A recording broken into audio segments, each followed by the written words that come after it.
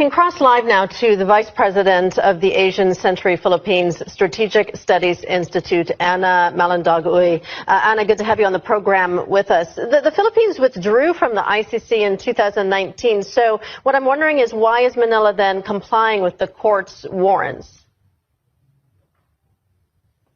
Thank you so much, Rachel, for having me in your program. And actually, that is really the basic question that many Filipinos actually, I think many Filipinos, even more than majority of Filipinos, is asking, why is it that the current government of Marcos Jr.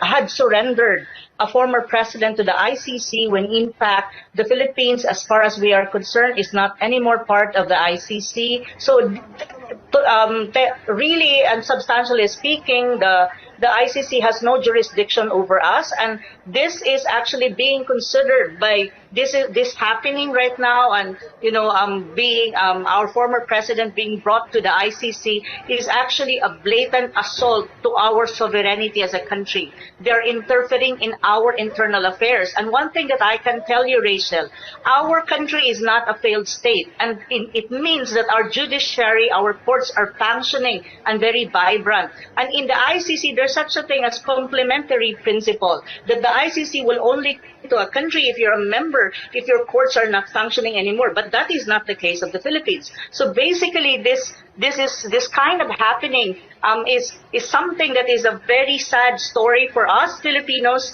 and I think this is a glaring and a blatant assault to our sovereignty as a country. But even then, the question really also among the minds of Filipinos is, why is it that the Marcos administration has cooperated with the ICC? But of course, this is very much related to domestic politics that is going on in the country. As you can see, politically speaking, there's this ongoing feud between the Marcoses and the Dutertes, and I think the Marcos Jr. administration has weaponized the ICC against the Dutertes.